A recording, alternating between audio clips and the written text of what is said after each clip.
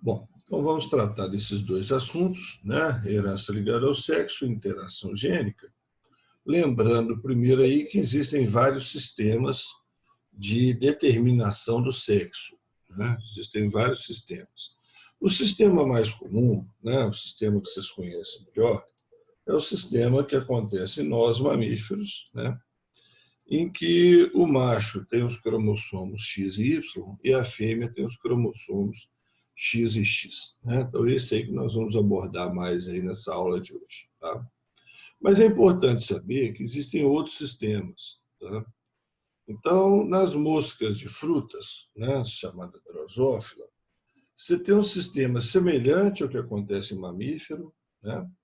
O macho é XY, a fêmea é XX, só que tem uma influência também dos autossomos, aqueles cromossomos que não são cromossomos sexuais, eles interferem também na determinação do sexo.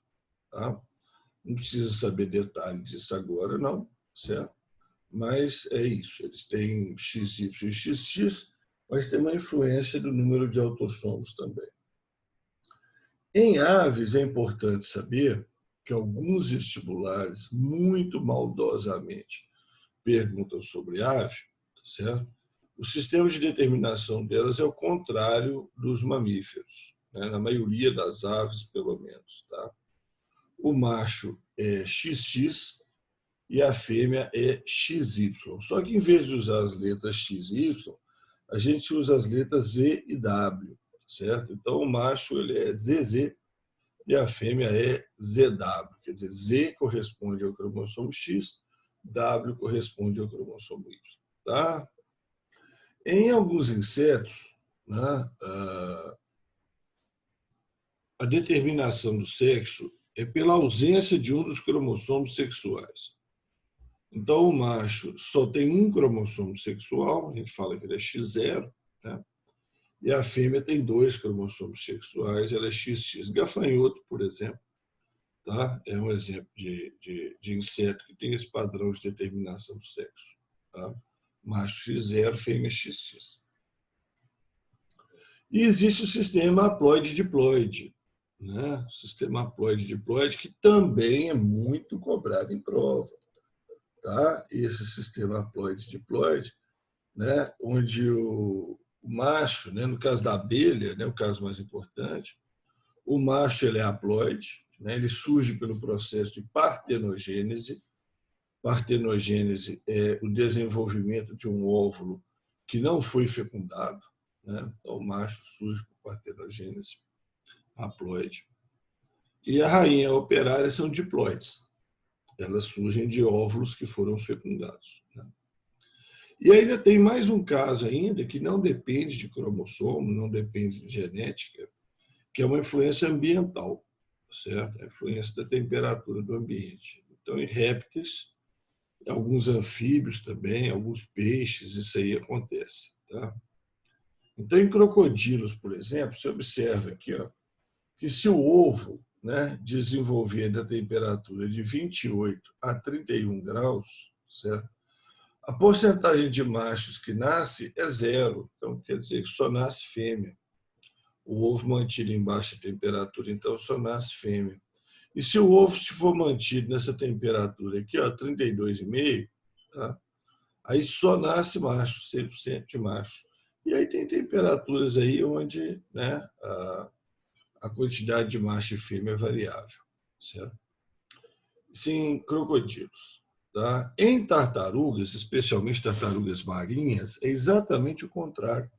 Em baixas temperaturas é que nascem machos, tá?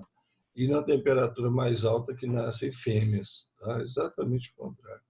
E isso tem sido usado, né, por esses projetos, tipo o Projeto Tamar e outros projetos que tem no litoral brasileiro, aí, projetos de proteção das tartarugas, né, que eles recolhem os ovos, né, tem pessoas, né, geralmente são pescadores que deixaram de pescar tartarugas, né, foram chamados, né, para esse tipo de trabalho, então eles não pescam mais tartarugas, mas eles vigiam a postura das tartarugas, certo? E recebem por isso. Né? Então, é uma compensação, né? Você não tem o dinheiro da pesca da tartaruga, mas você tem o dinheiro para trabalhar num programa de preservação das tartarugas. Então, esses pescadores relatam onde é que aconteceram as desovas. No outro dia, o pessoal vai lá, recolhe os ovos, e aí mantém os ovos na temperatura mais alta, né, para nascer só fêmeas. Tá? Claro, né, gente? Alguns ovos permanecem na natureza, vão nascer machos também, né? Mas uma boa parte desses ovos aí que são levados para o laboratório, eles controlam a temperatura para nascer só fêmea. Entre tartarugas não tem monogamia, então um macho ele pode fecundar várias fêmeas, né? Então, para a recuperação de populações é bem interessante, né, que você tenha um número de fêmeas maior que o número de machos, porque não existe monogamia. Se existisse monogamia, não ia adiantar nada essa situação, aliás, ia piorar, né?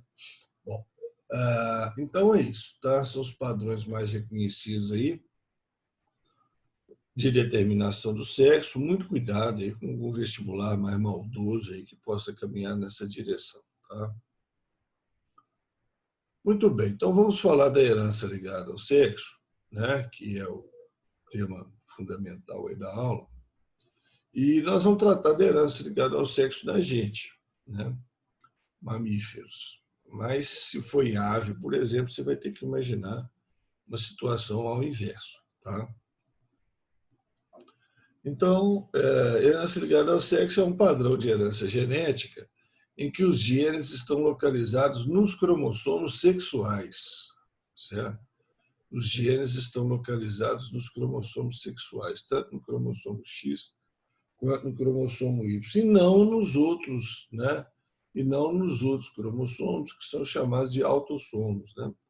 Herança autossômica. Então, até agora, a gente trabalhou só com herança autossômica, né? Que seriam os genes presentes, o quê? No nosso caso, né? Os genes presentes nos 22, né, pares de cromossomos. Então, esse aí é a herança autossômica, né? Então, até agora nós estudamos isso, tá? Agora nós vamos estudar o quê? A situação em que os genes estão no cromossomo X e no cromossomo Y, né? Que é a herança, então, ligada ao sexo, tá? Bom, aqui eu tenho um desenho esquemático do cromossomo X e do cromossomo Y. A gente já vê aqui nesse cariótipo, né, que o cromossomo X é maior que o Y. Quer dizer, o cromossomo X tem mais genes, tá? E o interessante é que tem um pedaço do cromossomo X que tem correspondência do cromossomo Y. Afinal de contas, eles são cromossomos homólogos, né? Eles são cromossomos homólogos, mas não são completamente homólogos, não. Só um pedaço deles é que tem correspondência, que é chamada, então, de porção homóloga ou porção pseudo-autossômica, né? Então, essa região em cinza aqui, ó, os genes que estão nessa região, eles têm correspondência. Porque nos autossomos, né, gente, sempre tem. Isso aqui você tem o gene Azão, aqui você tem Azinho, Bzão, Bzão, Czinho, Czinho, né? Então, nos autossomos sempre tem a correspondência. E no cromossomo X e no Y, a correspondência se dá só nesse pedaço, que é chamado, então, de porção homóloga ou pseudo-autossômica, né, que se assemelha à situação dos autossomos. Então, coloquei aqui essas letras aqui, eu coloquei, eu que inventei, tá certo? Da minha cabeça, tá? Só para exemplificar. Então, os genes F e G, tá? Eles estão nessa porção homóloga pseudo-autossômica. Então, eles se comportam da mesma maneira que qualquer um dos genes que a gente estudou antes. Como assim, Ramon? Ó, quem é mulher tem 2 cromossomos X. Então, ela vai ter 2F, 2G. Quem é homem tem um X e um Y. Vai ter 2F, vai ter 2G. Então, é a mesma coisa que acontecia com os outros genes. Agora, gene que só tem no cromossomo Y, então esse gene H aqui, ó, ele só existe no homem. Ele não existe na mulher. E gene que só existe no cromossomo X, o homem tem um só. porque o homem tem X e Y. Então, o homem tem um A, um B, um C e um D. Mas a mulher tem dois, né? A mulher tem dois cromossomos X, então ela vai ter dois genes A, dois genes B, dois genes C, dois genes D. Tá? Essa parte diferenciada é chamada de parte ou porção heteróloga, certo? Então, isso resume para nós os três tipos de situações em que os genes se encontram nos cromossomos sexuais. O mais importante é esse aqui, ó, representado aqui no esquema pelos genes A, B, C, D. Tá? Então, a gente chama as situações em que os genes só existem no cromossomo X de herança ligada ao sexo propriamente dita. A situação em que os genes só existem no cromossomo Y, a gente chama de herança restrita ao sexo. E a situação onde tem os dois, a porção homóloga, a gente chama de herança parcialmente ligada ao sexo. Essa aqui tem pouca importância. Tá? Tem pouca importância por quê? Porque ela é semelhante, né? Ela é semelhante à herança autossômica. Né? O homem XY vai ter dois genes, a mulher XX vai ter dois genes também, tá certo?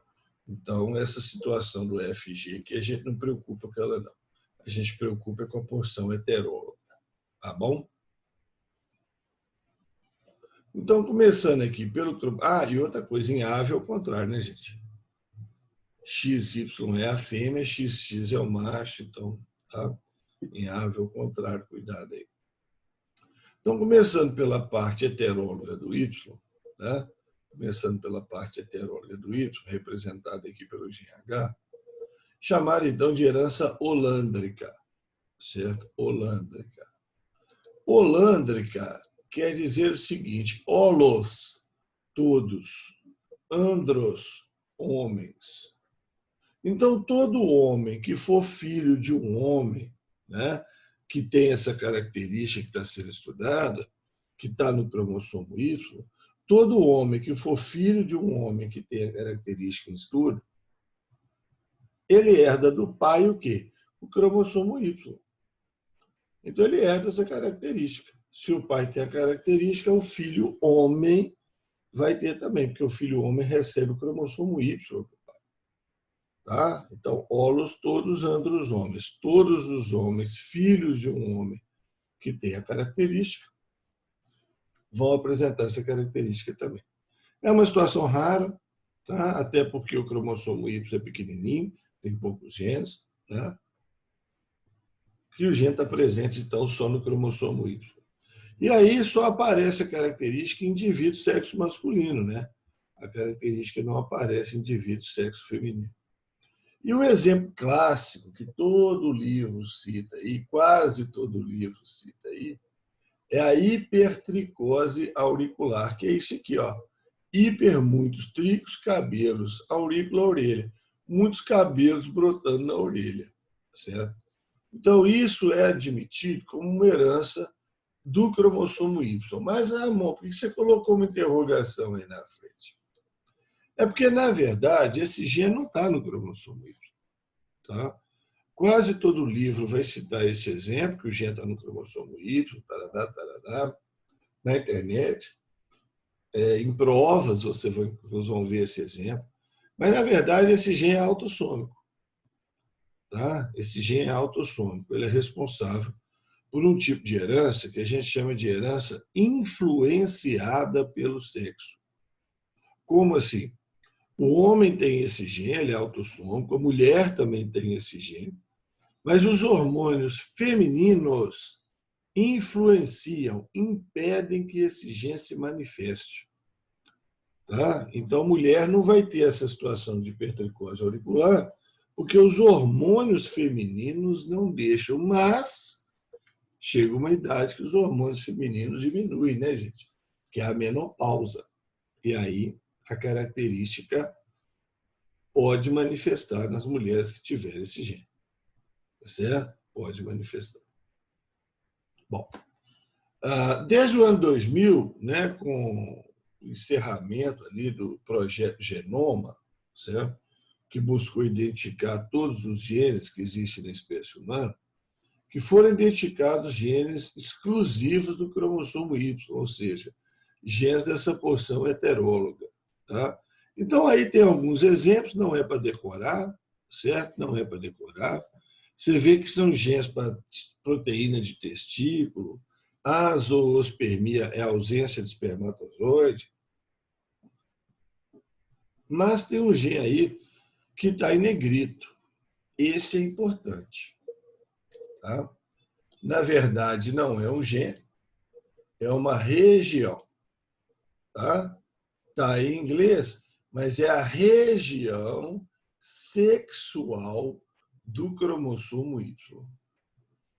É a região sexual do cromossomo Y. É uma região que contém alguns genes e que só existe, então, no homem.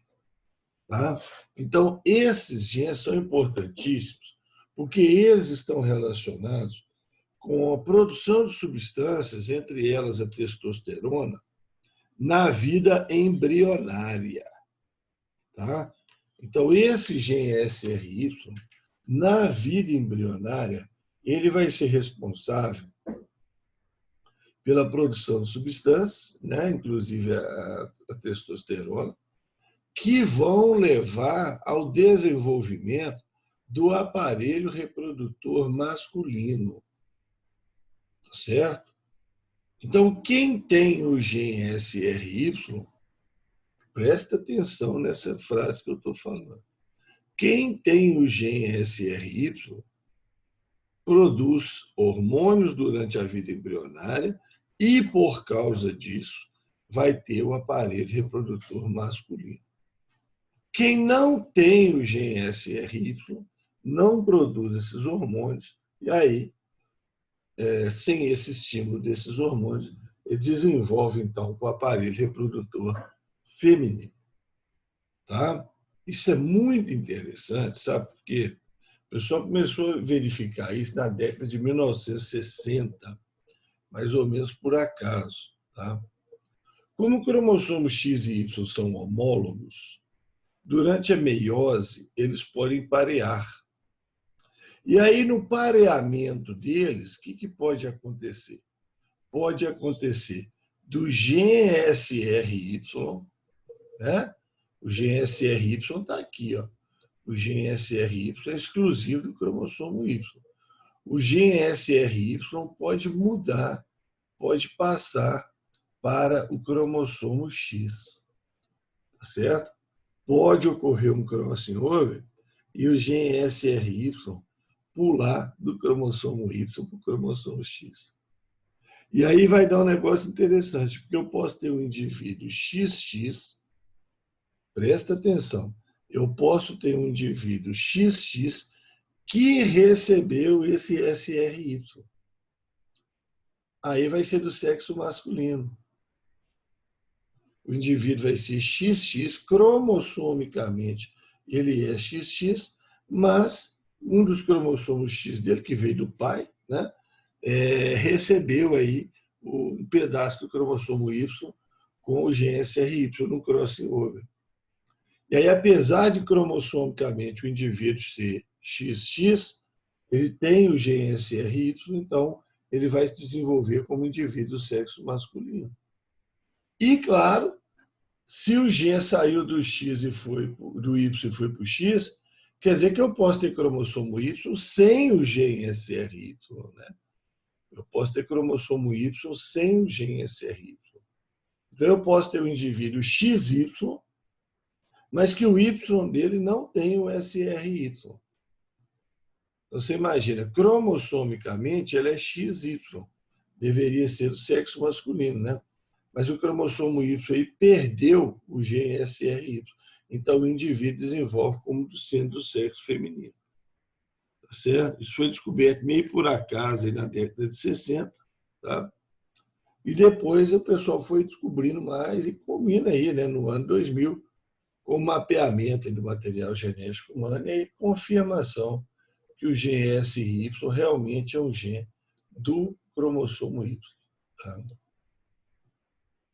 Bom, então, herança restrita ao sexo, herança holândrica, é isso aí. A outra herança importante, que eu falei com vocês, mais importante, né, é desses genes A, B, C, D, né, letras que eu inventei aqui, tá, gente? A, B, C, D, que estão apenas no cromossomo X, que é a herança ligada ao sexo propriamente dita, conhecida também como herança ginefórica. Tá? Herança ginefórica. Ramon, por que tem esse nome? Pois eu explico para vocês. Deixa eu explicar tudo aqui primeiro. Os genes encontram-se, então, na parte heteróloga do cromossomo X. Então, a mulher vai ter 2 alelos, porque a mulher é XX, né? Ela vai ter 2 desses alelos. E o homem, que é XY, tem apenas um. E em aves, que a fêmea é ZW, seria o XY, então ela só tem um alelo, né? Ela só tem um alelo para essa característica. E o macho, que é XX, ou ZZ, né, que é o termo que se usa, tem 2 alelos. Então é o inverso. Muito cuidado com isso aí, tá? Isso aí dá umas pegadinhas boas, certo? Bom, nós temos 2 situações mais famosas de heranças exclusivas do cromossomo X. Heranças ligadas ao sexo propriamente ditas, tá? O daltonismo e a hemofilia. Então, o daltonismo, que é chamado de cegueira parcial para cores, né? A pessoa tem dificuldade para enxergar determinadas cores, certo? E ela confunde essas cores, então, com outras.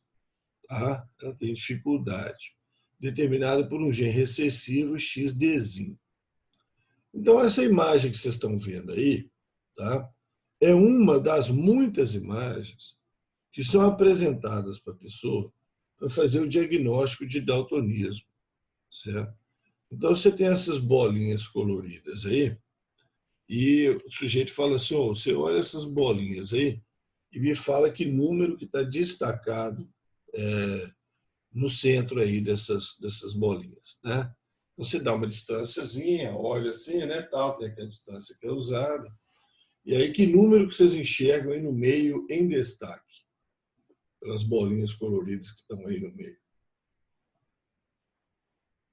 Que número que vocês enxergam?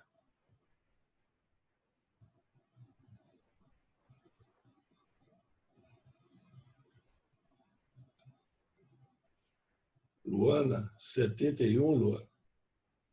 Carlos, 74. Paola, 74. É, Luana. Temos que fazer uma investigação em você. Né? Porque o normal aqui é enxergar os 74. Tá certo? 74. Tá? Agora, dependendo, né, do problema que a pessoa tem, tá?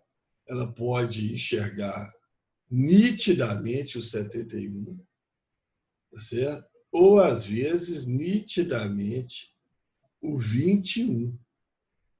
Tá, Luana? Se você tivesse falado 21, eu ficaria mais convicto, certo? Que você teria algum problema em relação a isso aí. Mas, sei lá, né? Pode ser que você tenha alguma pequena alteração na percepção de cor. Só que vou te acalmar aqui, certo? Esse exame desse jeito aqui não vale nada, tá? Desse jeito que a gente fez aqui não vale nada, sabe por quê? Porque isso tem que ser feito em papel, impresso com a tinta especial, papel especial, tá? E na tela do computador ou na tela do celular, pode haver variações de cor, variações de tonalidade, que atrapalham a pessoa a identificar o que ela deveria estar vendo. A pessoa normal deveria estar vendo. Tá? Então, não preocupa não. Tá? Mas pode ser esse efeito que eu estou falando aí de tela. Tá? Então, a mulher, a daltonismo determinado por um gene XDzinho, a mulher é XX, né? Então, ela pode ser XDzão, XDzão, mulher normal, XDzão, XDzinho, mulher normal, ou XDzinho, XDzinho, daltônica. Certo? Daltônica. E o homem, ou ele é XDzão Y, normal, ou ele é XDzinho Y daltônico. Não tem outra possibilidade, tá? Ou é uma coisa ou é outra, né? No caso do homem.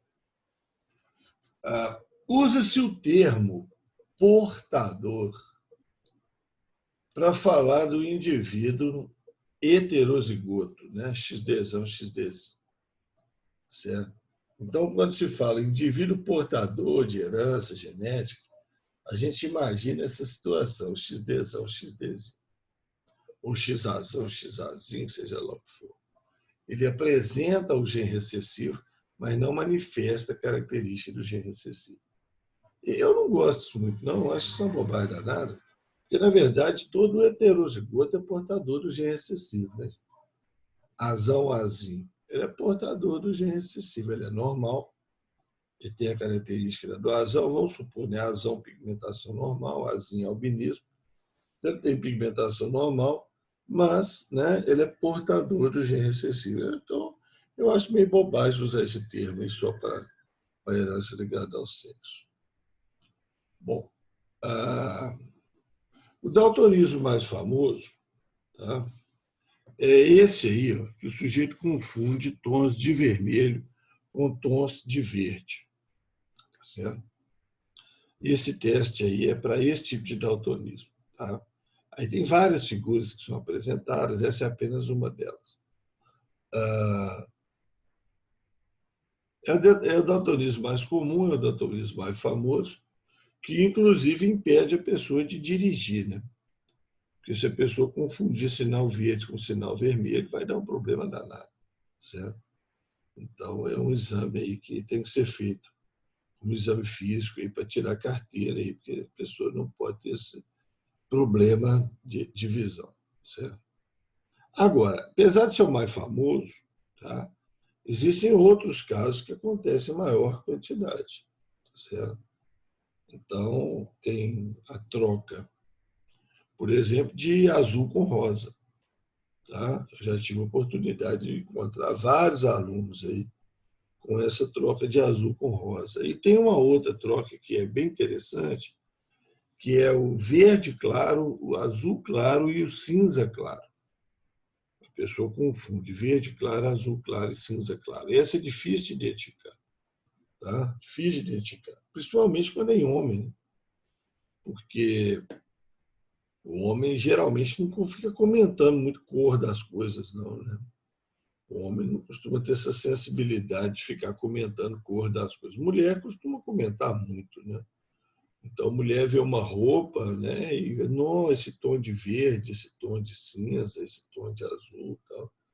E o homem não costuma fazer né, observações desse tipo. Então, muitas vezes, o sujeito é daltônico nem sabe que ele é daltônico, tá? Ou vai descobrir que ele é daltônico muito tempo depois, certo? Por não perceber, né? Não comentar, não exteriorizar o que ele está vendo. Para você ter uma ideia, em cada 30 homens, um é daltônico. Em cada 30 homens, um é daltônico. Então, isso é muito doido. Tá? Porque se você for imaginar, é isso aqui, ó, tá? Um homem em 30 é daltônico, certo? Bom, se um homem em cada 30 é daltônico, quer dizer que o GXDzinho, ele é encontrado na população nessa proporção. 30 homens não são 30 cromossomos X? O homem é XY, né?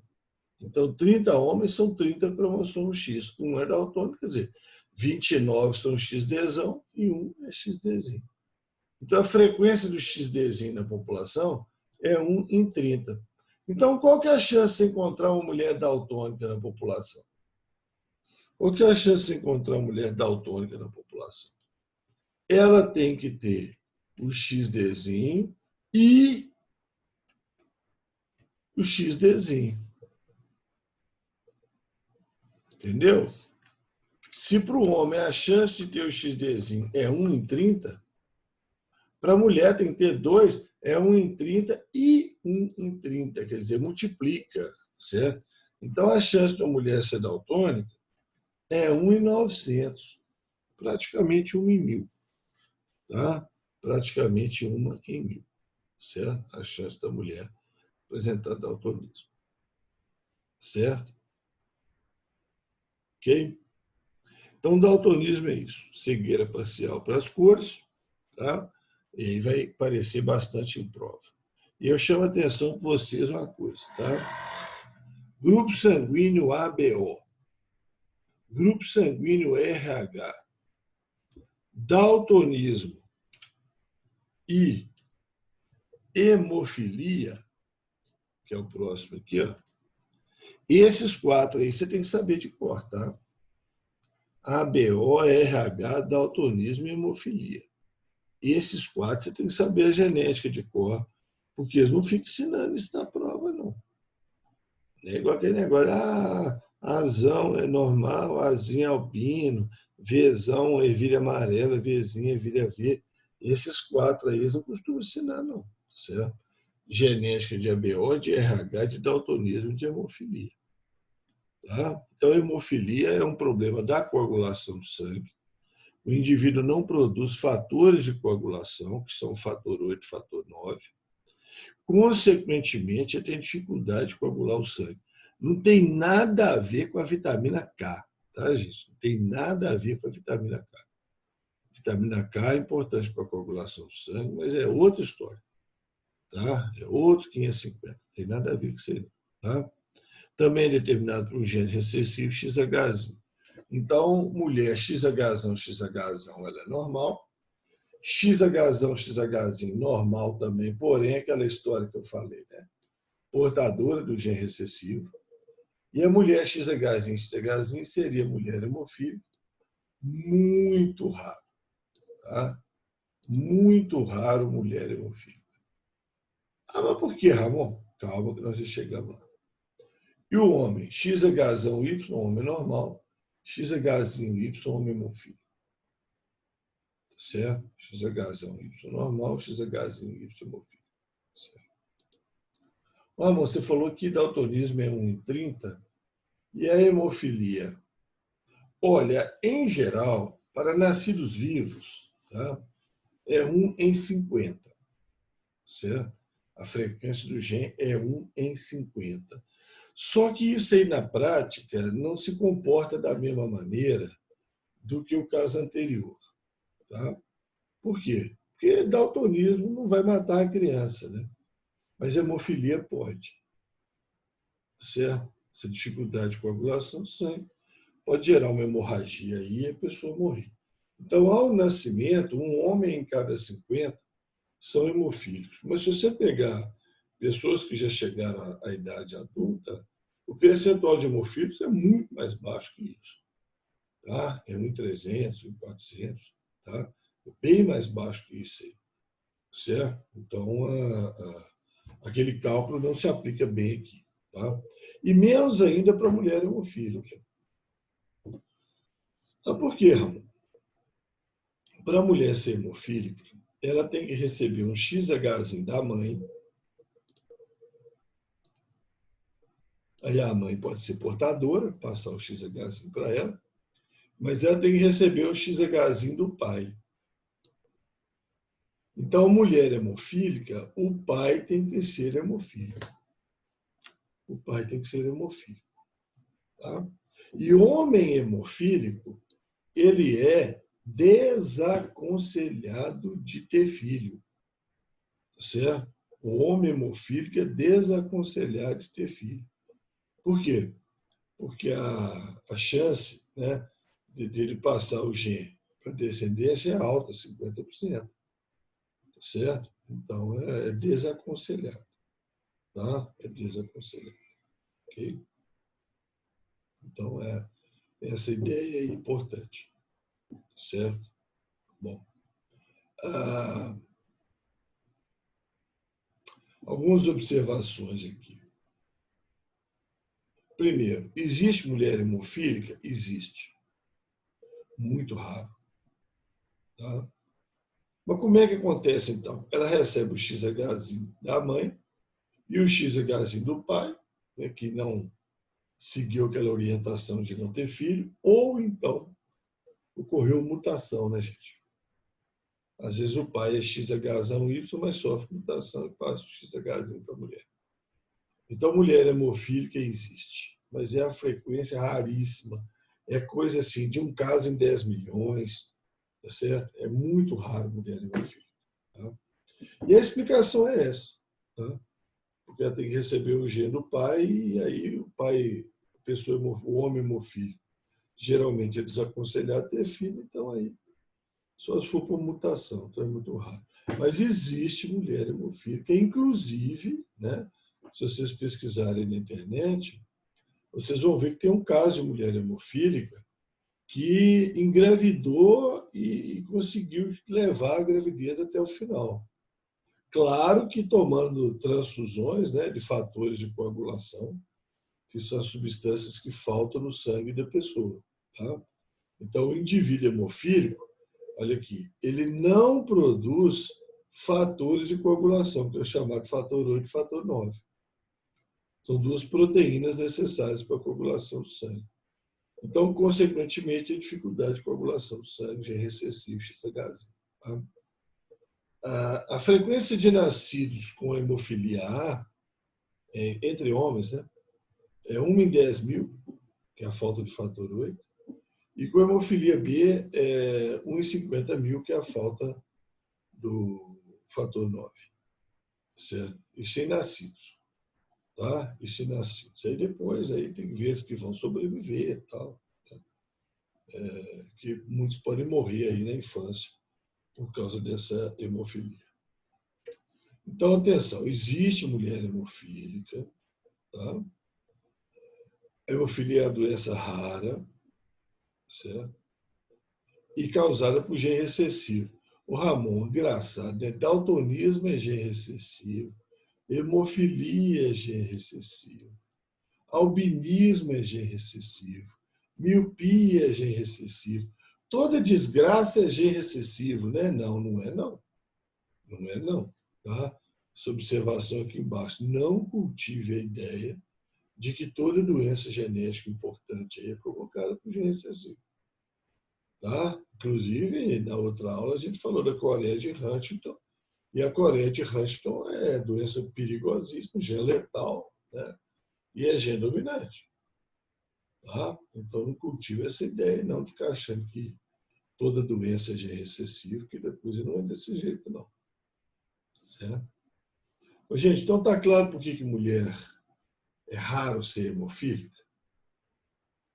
Né? Ela tem que receber o XHzinho da mãe, tudo bem, se a mãe for normal portadora, passa para ela. Mas receber o XHzinho do pai que é complicado. Tá? Mas existe mulher hemofílica.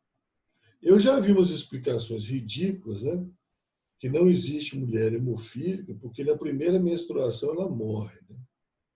Ô, para de falar bobagem, você está doido, nós estamos no século XXI, rapaz. Presta atenção.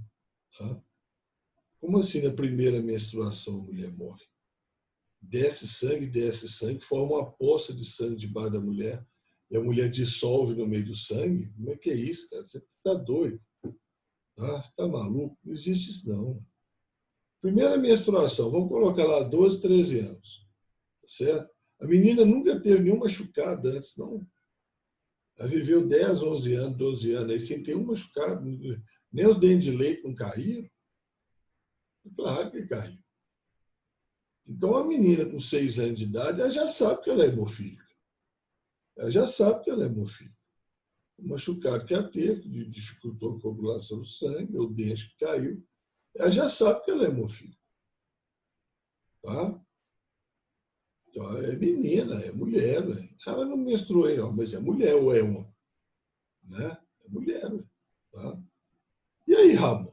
Aí é o seguinte, normalmente o que se faz, né, é que essa menina vai tomar hormônios para evitar a menstruação, que provocaria uma perda maior ainda de sangue. Ou então vai fazer uma cirurgia e vai retirar o útero para não ter menstruação. Ah, mas como é que faz cirurgia numa pessoa hemofílica? Injeta na pessoa os fatores de coagulação, né, gente? Mas onde que arruma esses fatores de coagulação? Ué, do sangue dos doadores de sangue. Né? Lembra quando eu falei de transfusão de sangue? Quando eu falei de transfusão de sangue, eu falei, olha, o sangue que é doado, né, o que é injetado nas pessoas quando faz cirurgia, tem hemorragia, não sei o quê, é um concentrado de hemácias. No plasma, tem esses fatores de coagulação. Esses fatores são removidos, tá? E são utilizados para aplicar nas pessoas que têm dificuldade de coagulação de sangue. Ah, bom, quer dizer que um hemofílico, um homem hemofílico, pode fazer uma cirurgia de apêndice? Pode. Ele vai receber 2 ampolas de fator de coagulação e o sangue dele vai coagular normalmente. Só que vai gastar esses fatores e aí, se precisar de fazer uma outra cirurgia, ele vai precisar de receber mais fatores. Tá certo? Mas é possível sim. Tá? Exercício. Exercício manjadão. Determina a probabilidade de um casal normal onde a mulher tem pai daltônico. Certo? Onde a mulher tem pai daltônico. Então, aqui, ó. Aqui embaixo está o casal normal. A mulher XDzão e o marido XDzão Y. Agora, o pai dessa mulher é daltônico, XDzinho Y. Então, o pai só pode ter passado para ela o XDzinho, né? O pai só pode ter passado para ela o XDzinho. A mãe passou o XDzão. A mãe é XDzão, XDzão, XDzão, XDzinho. Não interessa. Não interessa. Provavelmente XDzão, XDzão. Porque o gene é raro, né? Mas ela, tanto faz. O que ela interessa é que ela passou para a filha o XDzão. E o pai daltônico, né? XDzinho e Y só pode ter passado para a filha o XDzinho, né, gente? O Y que não foi, certo? Então, um casal normal, a mulher tem pai daltônico, quer dizer que a mulher é heterozigosa. Marido normal só pode ser XDzão Y. Qual a probabilidade de ter uma criança, olha lá, ter, né? Nasceu ainda não, do sexo feminino e daltônica. E daltônica. A probabilidade de ter uma criança do sexo feminino e daltônica. Então você faz o cruzamento. XDzão com XDzão, XDzão com Y, XDzinho com XDzão, XDzinho com Y. Você está vendo que o daltônico aqui na descendência é esse aqui, ó. Esse carinha aqui, ó. E ele é homem. A probabilidade de ter uma criança do sexo feminino daltônico é 0. É 0, não tem jeito. Tá? As 2 mulheres que você tem aqui, ó, XDzão, XDzão, XDzão, XDzinho. Normal portadora. Não tem mulher daltônica. Agora, se a pergunta fosse qual a probabilidade de ter uma criança do sexo masculino e daltônico? Qual a probabilidade da criança ser do sexo masculino e daltônico? Vamos mudar a pergunta. Em vez do sexo feminino, a criança do sexo masculino e daltônico. Quanto seria a resposta? Qual a probabilidade da criança do sexo masculino e daltônico? Quanto seria a resposta?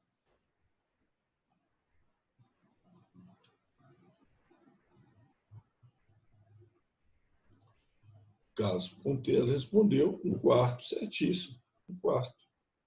Ah, não concordo, não. Por quê? Ué, probabilidade de ser de sexo masculino é meio. De ser daltônico é 1/4. Meio vezes 1/4, 1/8. Calma. Devagar aí. Tá? Sexo masculino é meio. O daltônico é 1/4. Meio vezes 1/4, 1/8. Não, filho. Você está errando feio. Por quê? Porque nessa herança, o sexo já está determinado. É 1/4 de chance de nascer XDzinho Y, que é o homem daltônico. 1/4 de chance de nascer XDzão, XDzinho, que é a mulher portadora. 1/4 de chance de nascer o homem normal. e 1/4 de chance de nascer a mulher XDzão, XDzão. Tá? Sexo aqui já está no meio da conta já, viu, gente? Sexo aqui já está no meio da conta. Agora, claro que sexo feminino daltônico, tá vendo? Você não tem essa possibilidade, então a probabilidade é zero. Ramon, por que a herança chama herança ginefórica? Você falou que você ia explicar e não explicou. Gine, mulher, foros, local. Então está aqui a explicação. Esse casal é normal, não é? Esse casal é normal. Teve um filho daltônico. Casal normal teve um filho daltônico. De onde veio o gene do daltonismo? De onde veio o gene do daltonismo? XDzinho, de onde que veio? Do pai ou da mãe?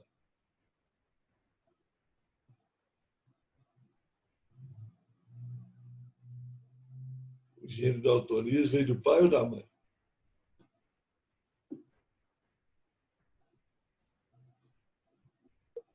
Esse gene do daltonismo aqui, ó. Ele herdou do pai ou ele herdou da mãe? Da mãe. Então, o local é a mãe. Gine, mulher. Foros, local.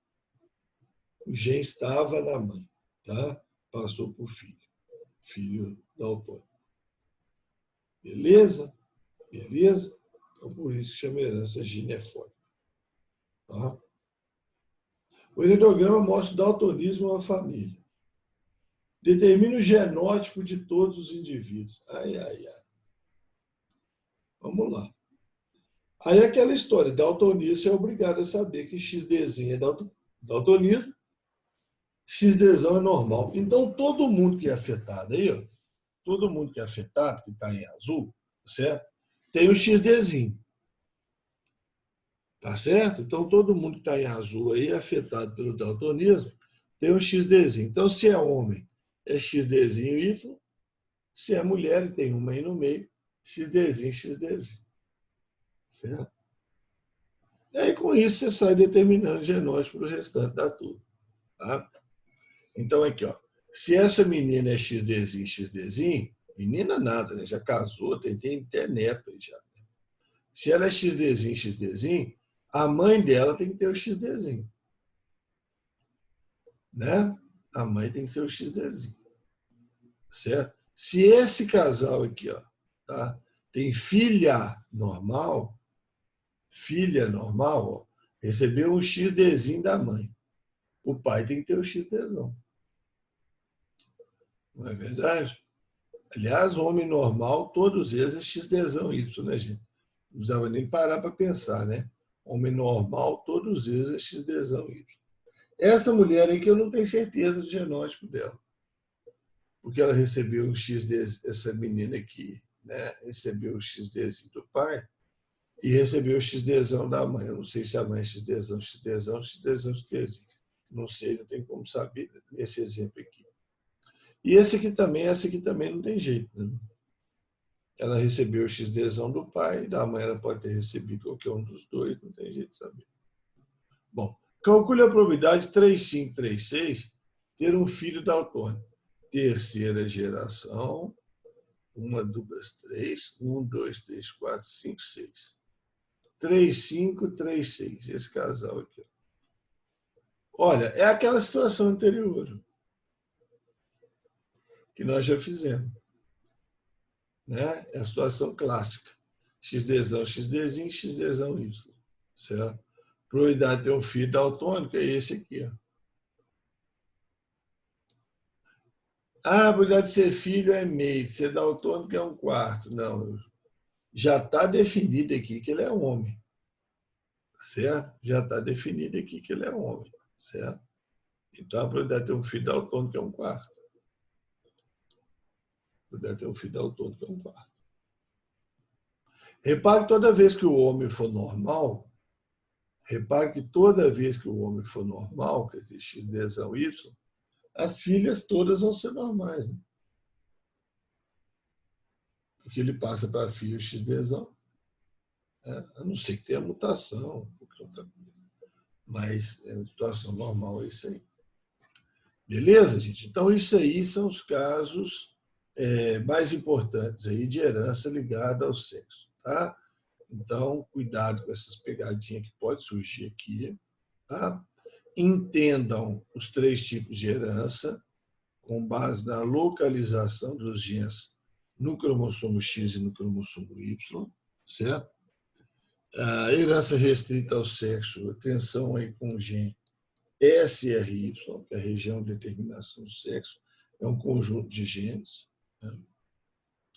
E aí, a herança ligada ao sexo propriamente dita, ginefórica, os 2 casos clássicos, né, tem que saber, que é o daltonismo e a hemofilia. Tem outros? Tem. Tem heranças dominantes ligadas ao cromossomo X? Tem. Tem um grupo sanguíneo, por exemplo, que é o antígeno XG. O antígeno XG é ligado ao cromossomo X e é dominante.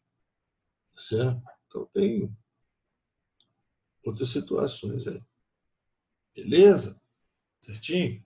Bom, então, isso aí encerra essa parte de herança ligada ao sexo. Tá? Encerra essa parte de herança ligada ao sexo.